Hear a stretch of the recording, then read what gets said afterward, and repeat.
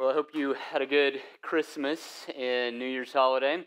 Welcome back. It's great to see your faces. It's good to be back gathering again Sunday morning. As we hit 2020, which is just crazy to say, right? That's just crazy. We're back to the roaring 20s. As we hit that, I want to just make an encouraging reminder to you to download, if you haven't, the Church Center app. And if you already have it, to keep looking at it. We have our entire spring calendar on there for you.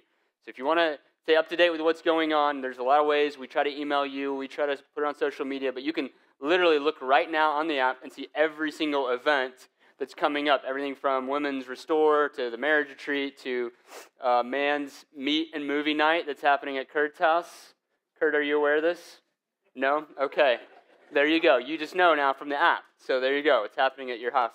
Hey, if you have a Bible, go ahead and turn in it to Acts chapter 8, where Tony just read for us. And if you don't have a Bible, we have some free ones back there. If you don't know where Acts is, I just say keep flipping right quite a bit, and you'll get there about 80% of the way through. And we're in chapter 8. Now, is anybody into carpology in here? Any carpologists? No? Oh, man, that's such a surprise. It's not the study of carpet.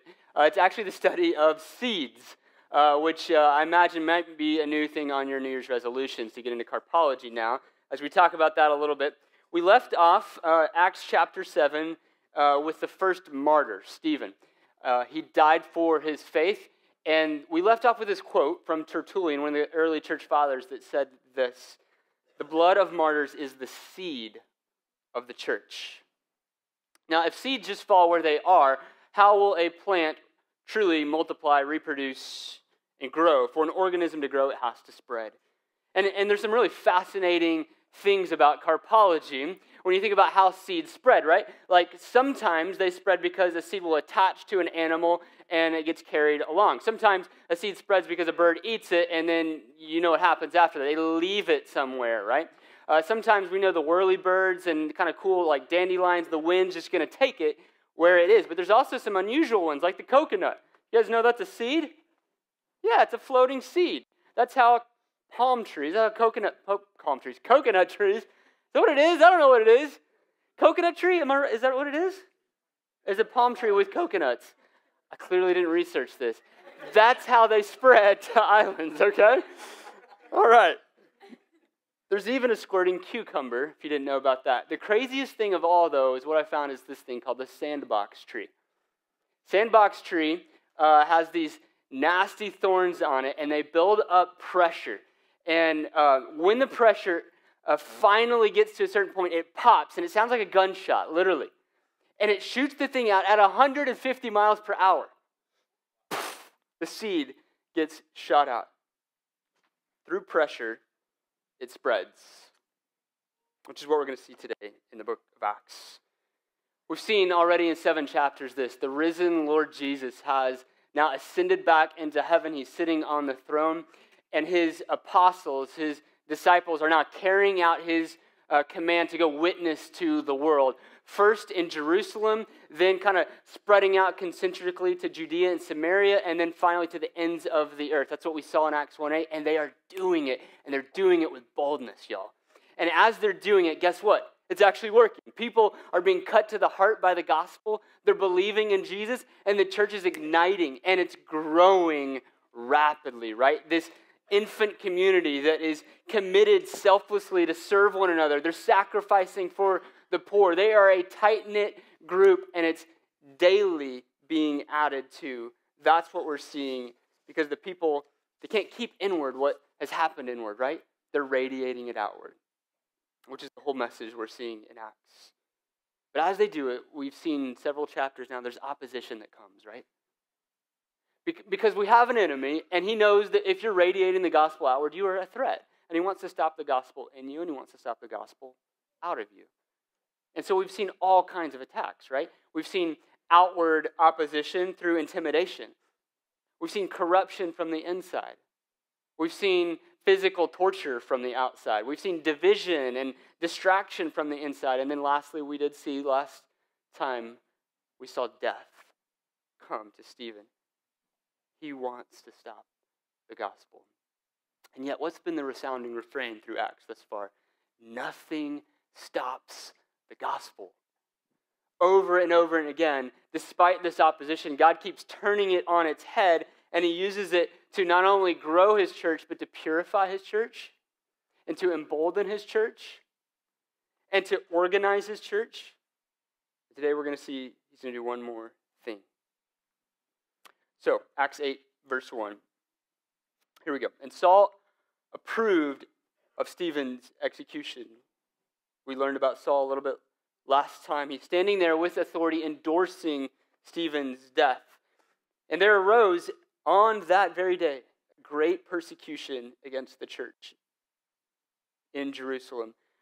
This word persecute, it really means in the Greek to pursue or to chase. It's like a hunting term.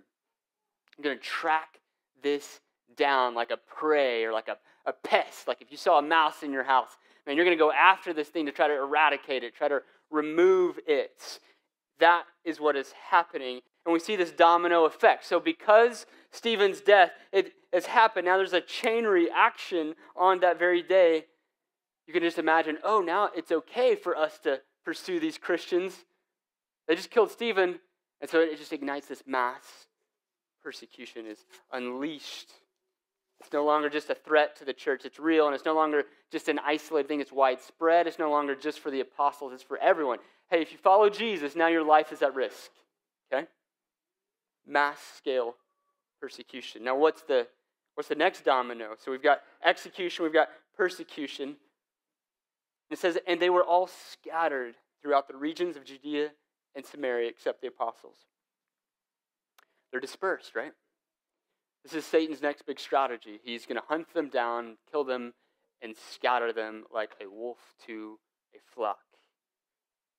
And I think probably the prime first target here is the Greek Jews, which we talked about with Stephen. He was one of those, the Hellenists.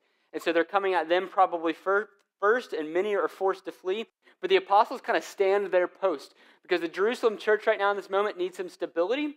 There's more still to evangelize in Jerusalem. And so in a courageous move, they stay remaining in Jerusalem. But where did those who were scattered go? Well, they went to Judea and Samaria, which makes sense. I'm going to throw a map here for you if you don't know that kind of area. It's just the immediate surrounding region. So Jerusalem is in kind of the region of Judea. And the immediate region next to Jerusalem to the north is Samaria. Okay? These are the two closest kind of areas. But that's an interesting word combination. Judea and Samaria. Have you heard that before? Yeah. It's only in the scripture in two places. Here and where? Acts what? Acts 1:8. That's right. You will be my witnesses in Jerusalem, stage 2, Judea and Samaria. So I think Luke's given us a clue here what God is up to. He's given us a glimpse in this moment of what is happening through this. He's dropping a major hint what's going to happen. Verse 2. Devout men buried Stephen and made great lamentation over him. So we kind of have a bit of some closure on Stephen's death. And it seems a bit like a parentheses kind of verse, right? But it's actually not. And there's two really significant reasons this verse is here. Number one, what we have in these guys lamenting is it shows the humanity of the situation, y'all. This church has just lost a dear brother through a brutal death. Their first real brother that they have lost. And before the passage just kind of steamrolls on and we see the church kind of cape flapping in the wind, we pause for a moment and we have a real humanity. We get to see the emotions of the event a little bit as they're wailing in grief, man. They're beating their chests and they're weeping. And I love this about the scriptures, right? We just get to see a very honest picture of what's going on. The Bible is constantly going to paint a picture of it's okay to grieve. It's okay to be sorrowful. Right? We've said before, a third of the Psalms are lament. Wow. We spent 5 weeks, a year and a half ago, in the most depressing book of the Bible, Lamentations. Right? We wanted to swim in the deep end of sorrow. I love this about the Bible. It's not just okay to grieve, it is actually good to. There's a healthy acknowledging of your hurt and your pain in your life. Mark this down, you guys. When you come to God, God doesn't expect you to shut off your sorrow.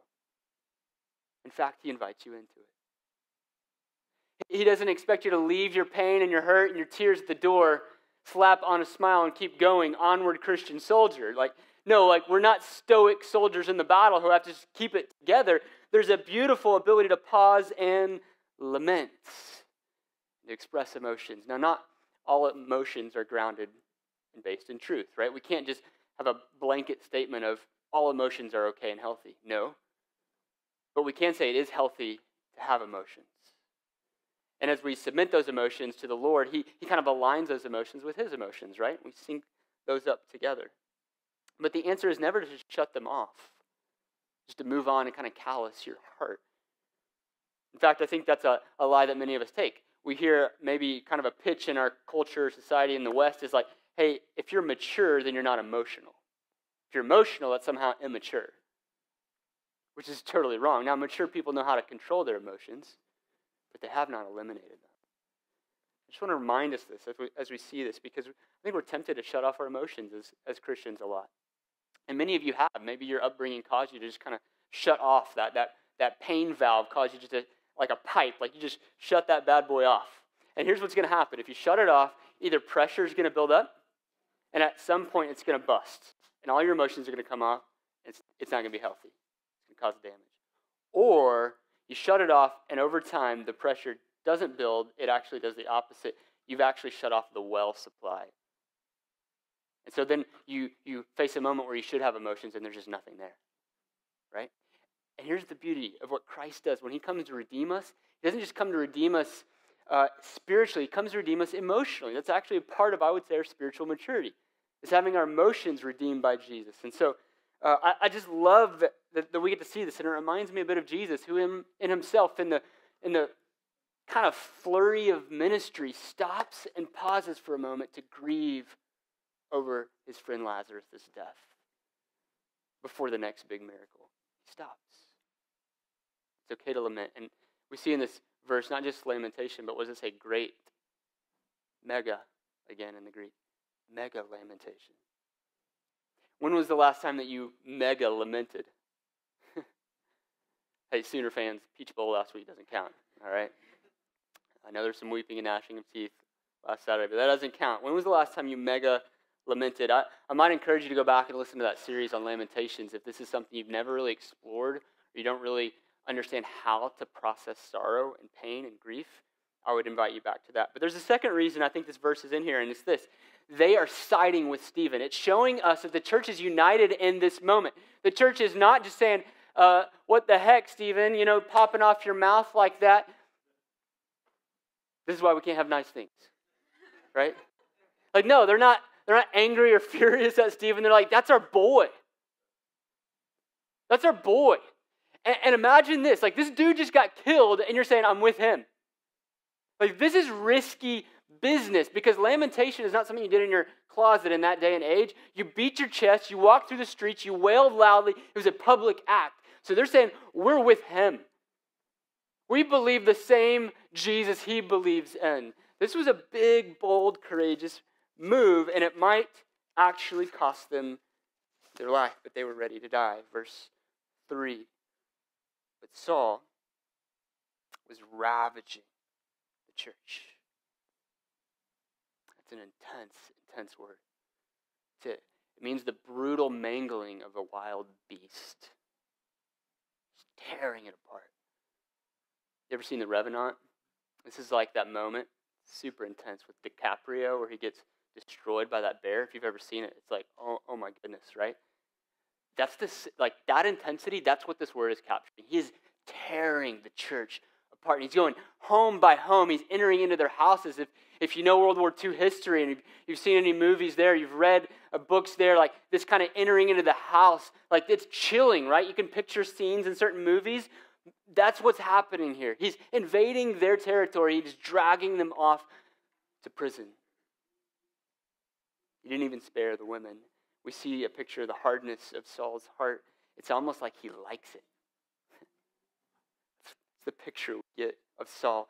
Luke, the author, is really building the character of Saul, isn't he? Because he knows in the next chapter where this is headed. So spoiler alert, if you don't know the Bible. This guy is the guy who's written half the New Testament, okay? So we know where this story is going. But right now, we're not there, and it is bleak, and it is dark. There's execution, there's persecution. Homes are being invaded.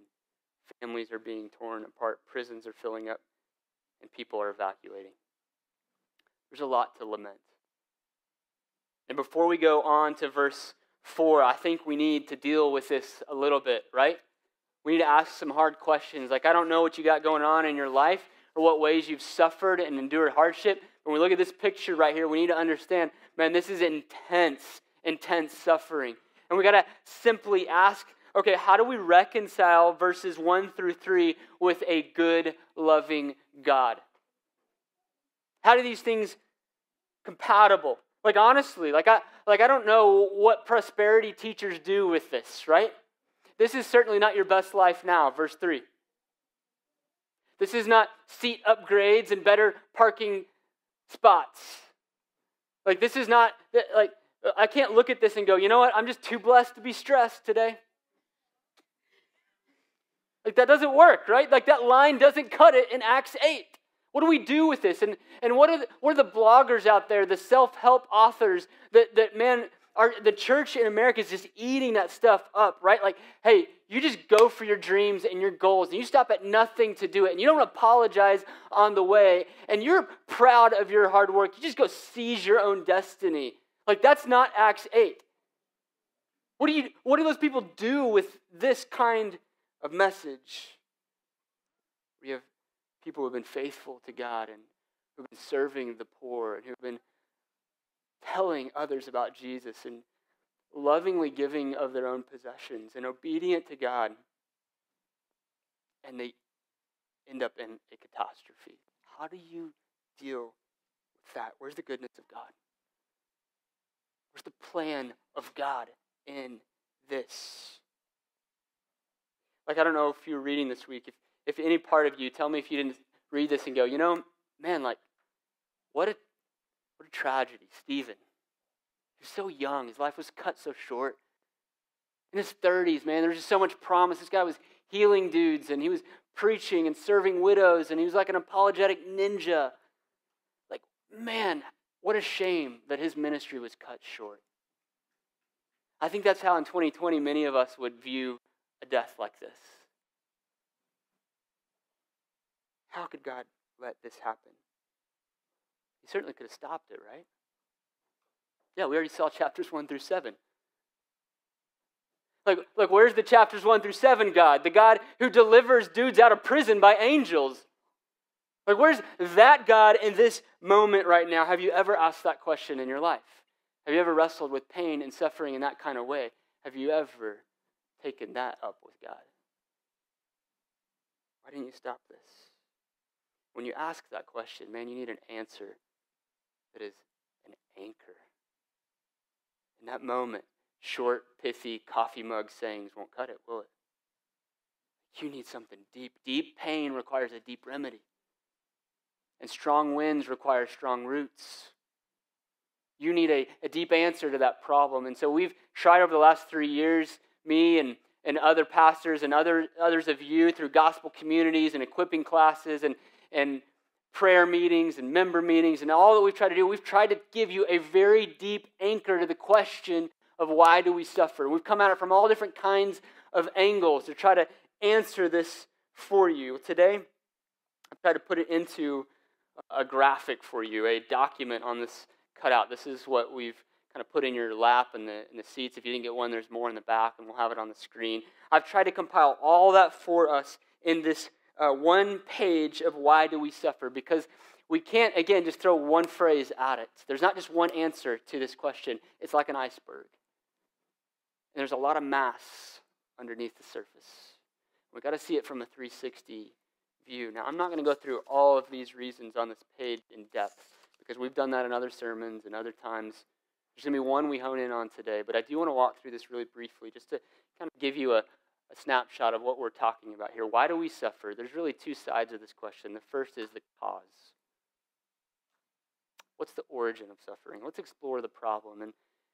And it's not random genetic breakdowns where there's defects in our biology. And it's not that the universe is operating on a moralistic karma where it has to balance out right or wrong. The answer biblically is super clear. It's sin. We have mistrusted God, right? We see this from the very beginning in Genesis 1 through 3, because in Genesis 1 and 2, there's no suffering, there's no pain, there's no sorrow, there's no grief. There is none of that. But Genesis 3 unleashes that. Literally, all hell breaks loose on the world in Genesis chapter 3. And so now we see a world of suffering, devastation, brokenness. It's literally the air that we now breathe around us. It comes in through sin. Adam and Eve think they can do life better than God's plan. They don't need him. They got it on their own. They choose to pursue lesser glories and lesser pleasure than him. And they essentially dethrone him as king and insert themselves, which is what the essence of sin is.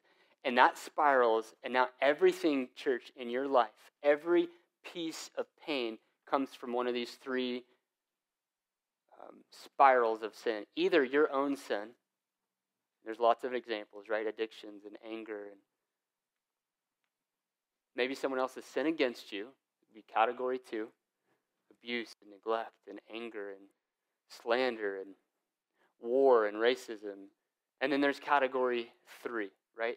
We live in a broken, fallen, sinful world. Maybe it's not something direct, but there's cancer, and there's infertility, and there's fires in Australia, and there's tornadoes right here. Right? And that's a category 3. And so every single thing you can process in life comes through one of these 3 things. And in all of those 3 is an instigator, a tempter, a fallen, sinful angel named Satan who loves to stir up these 3 and confuse and compound them even more, right?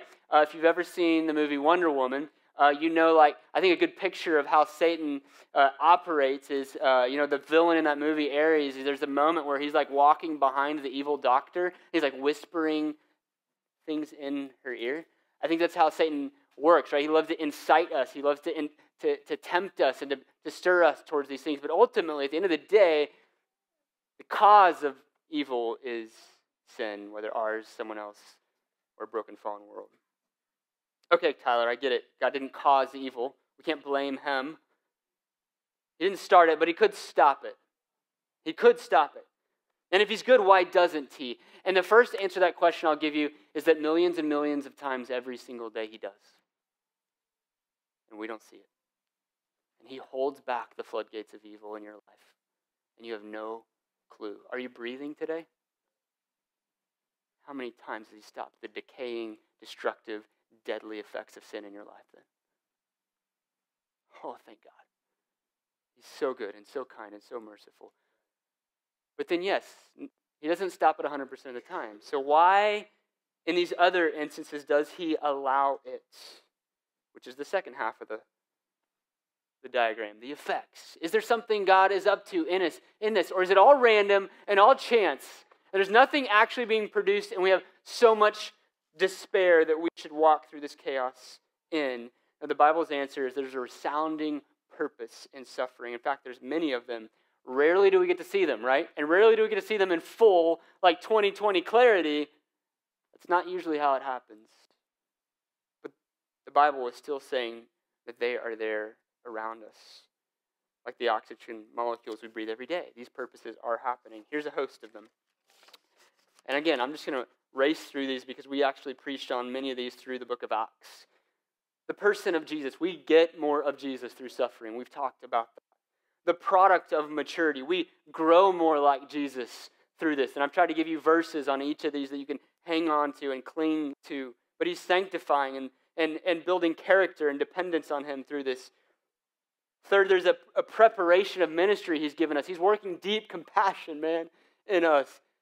And wisdom in us so that we can offer that to others. There's a prize of the future. We get to store joy with Jesus. He's growing our longing for heaven, right? He's casting our eyes upward onto our citizenship that we will one day inherit. There's a picture of the cross. We get to show the love of Jesus to those maybe who are even offending and hurting us. And what a picture we get to hold out to them of the suffering servant himself. And there's a platform of truth. we get to share the message of Jesus. See, sometimes we have unique opportunities, unique audiences that are created through suffering, and we get a chance to leverage that and tell them about Jesus. And that's exactly what is happening in this passage, verse 4. What do those who are suffering and scattered do? Now, those who are scattered went about preaching the word. Here's our fourth chain in the domino effect. What comes of the suffering? Scattering. What comes of the scattering? Preaching. Like, how crazy is that? I don't know if you're tracking with that. We're talking about refugees here in a devastating situation who have fled for their life in a foreign area now. And I don't know about you, but in that moment, here's what I'm tempted to do. I'm going to be tempted to hide in fear, right? Like bunker down, lay low, hope it passes. Or I'm going to be tempted at least to kind of like tone down the radicalness, right, of my following Jesus. Like, let's like maybe kind of be a little more moderate and blend in with society a little bit. Maybe we can just kind of lay low and build a more comfortable, average lifestyle eventually.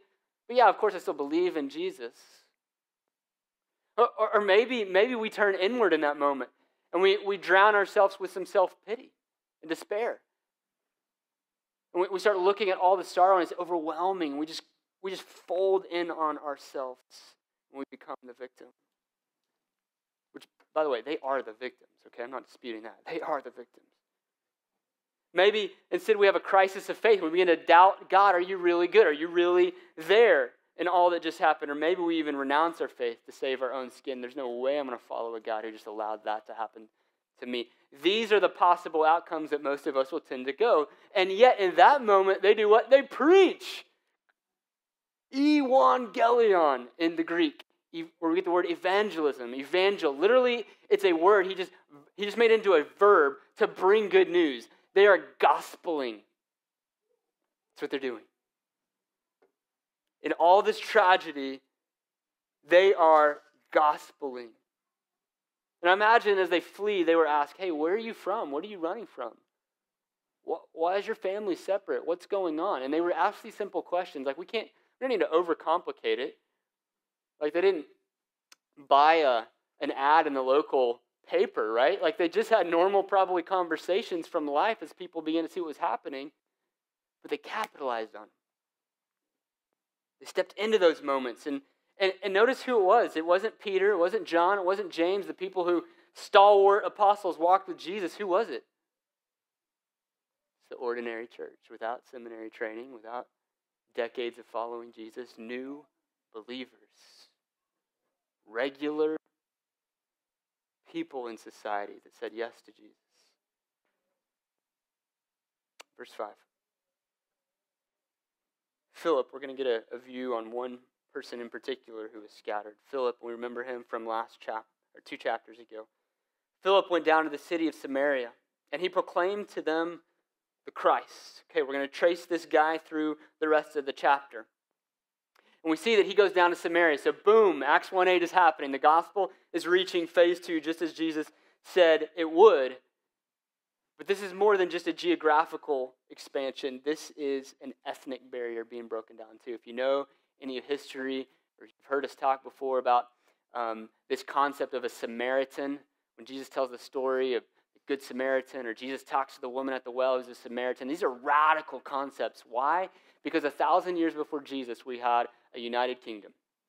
We had a monarchy under David and Solomon, and that split as the northern 10 tribes defect, okay, into the area of Samaria. And they plant their capital in Samaria.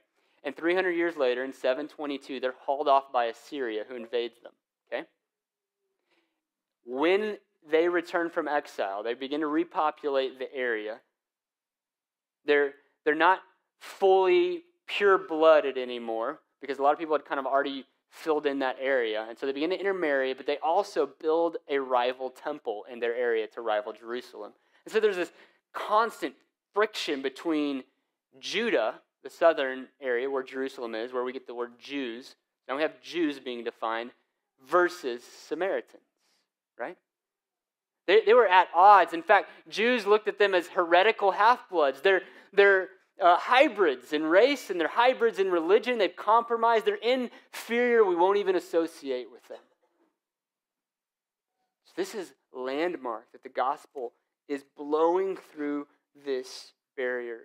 And we see all along, this is God's heart, right? He wants the nations to know him.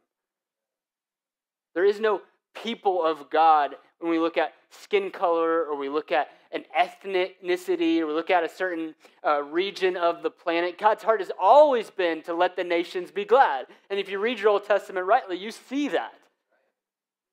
Now we're seeing it come to fruition. It's beautiful. So how do they respond? Verse 6 and 7.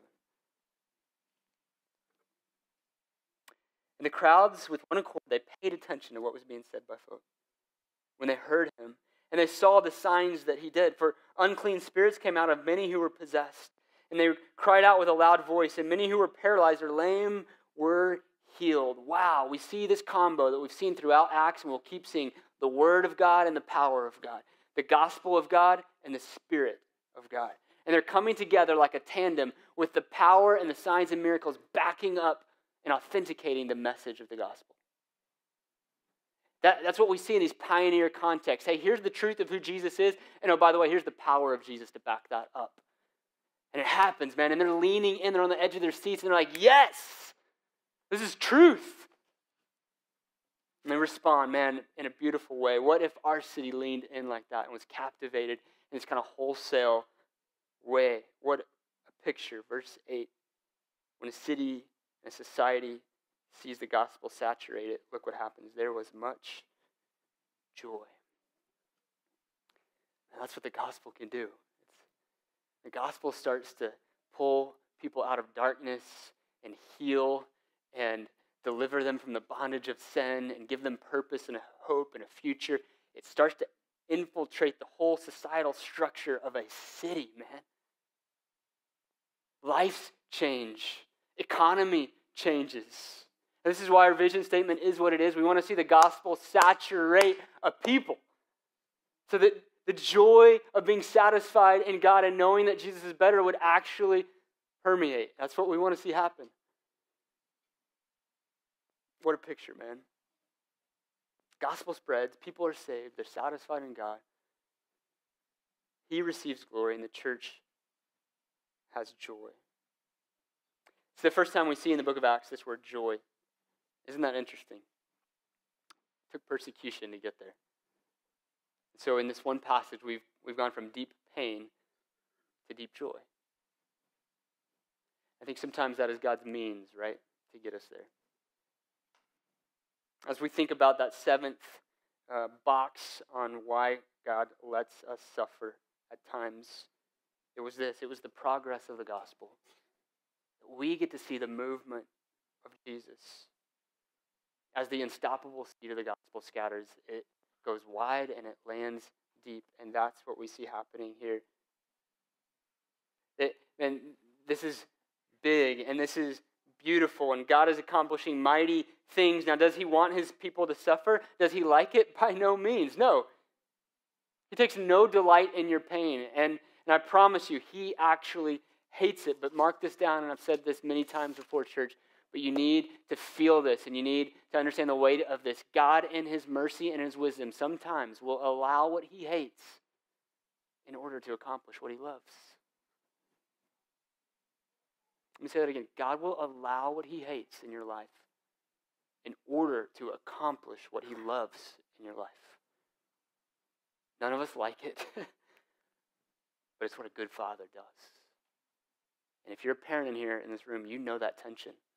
Sometimes allowing what you hate because there's something better you want to see in the outcome. God's not afraid to pull that trigger. In all of these things, God lets and has beautiful byproducts in suffering. I want to call attention to the last thing on your page at the very, very bottom, and that's the providence of God. What we mean by that is we mean this, that God is sovereignly in control of it all. Does he cause it? No. But does he control it? Yes. This is the God who's in charge of all the domino effects. He knows all the chain reactions, the infinite number of causes and effects in the world, and he's able to steer them towards the best outcomes in a sinful, fallen world. This is the God of Job, the God of Joseph, who though they meant this for evil, God is able to turn it around for their everlasting good. This is our God. Don't you want that kind of God? A God who loves you enough that he won't leave you in your comfort. Sometimes he'll let you be afflicted in your comfort because he's working something good. A God who's not surprised by your suffering and has to suddenly, pivot and scramble to find a plan B because he's so thrown off by it. No, this is the God who's in control. That's the God I want. I don't want the alternative to that. Absolutely want this God. This is the God we saw in Acts, who's not just in charge of all these things. He's in charge of the cross itself, right smack in the center. We see God providentially directing and intentionally allowing the death of his own son. That's what Acts 2:23 says. It says it was planned. Acts 4 says, in the middle of Herod and Pontius Pilate and the mob of Jewish leaders who were the cause, God was, it says, predestining it. They're the cause, but God's in control. He didn't cause it, but he is controlling it. And that is immense hope for you today because it means this. He's in control of yours too. He's in control of yours too.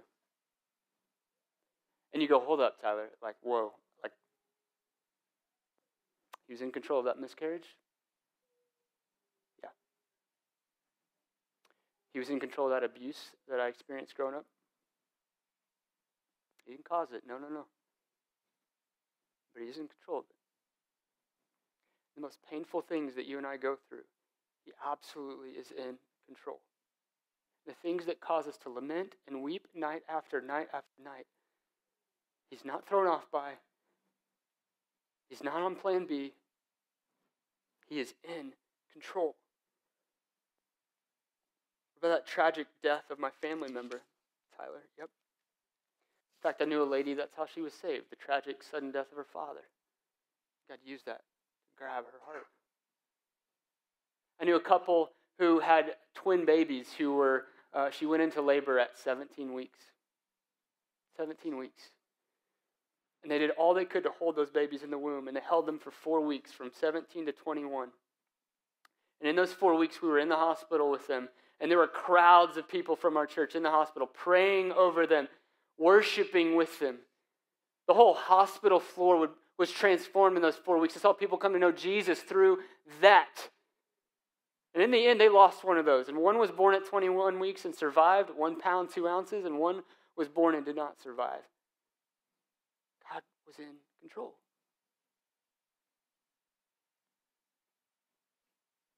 Could it be in the roughest moments of your life that God is actually building a platform for you to share him?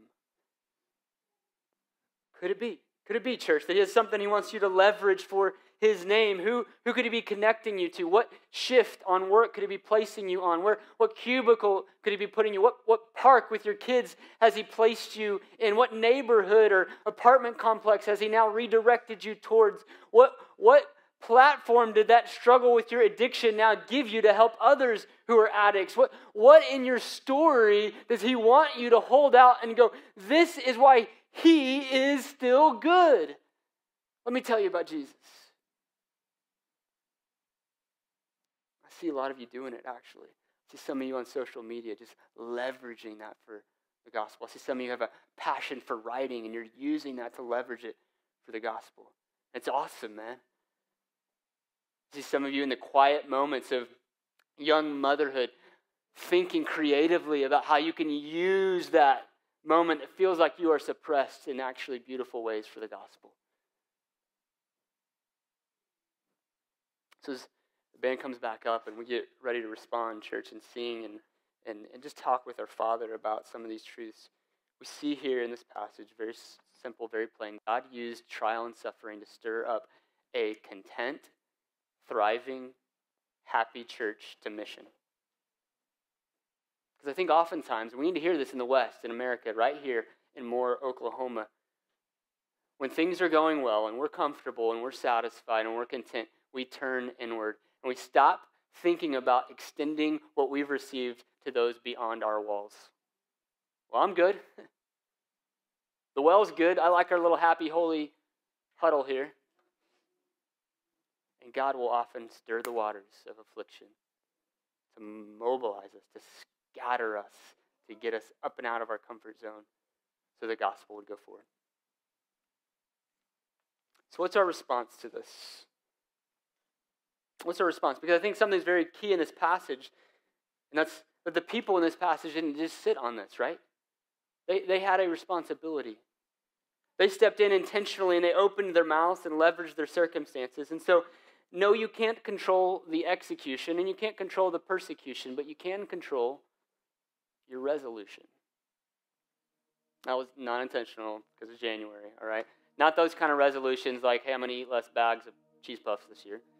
I don't mean those kind of resolutions. I mean, like, what does it mean to be resolved, to be fixed in your mind, to intentionally direct your determination towards something? To instead of viewing something this way, you're going to view it this way instead. That's the kind of shift we need in our thinking. We need that kind of resolution. To where when you're scattered, you think sent. When you feel pain, you think platform. When you hear suffering, you think story.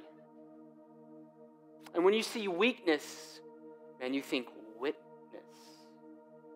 This is the kind of reshaping of our thinking we need.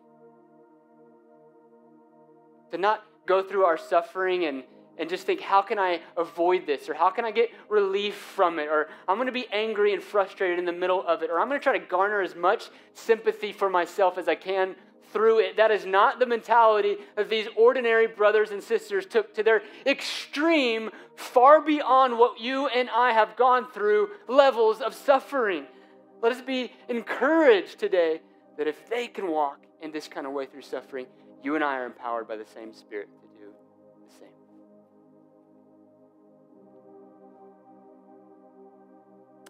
As we begin to pray, let's cast our eyes on Jesus, the one who trusted the Father in the midst of his own pain and sorrow, who didn't look for ways out of it, who wasn't discouraged or complaining through it, didn't cling to what was being taken from him in the midst of it, but he willingly subjected himself. He was so locked in to the mission of what was being accomplished through it. He knew his own suffering would purchase the forgiving grace of the Father. He suffered so the gospel could spread, and it spread to me and to you. So let's pray. Let's talk to that Jesus.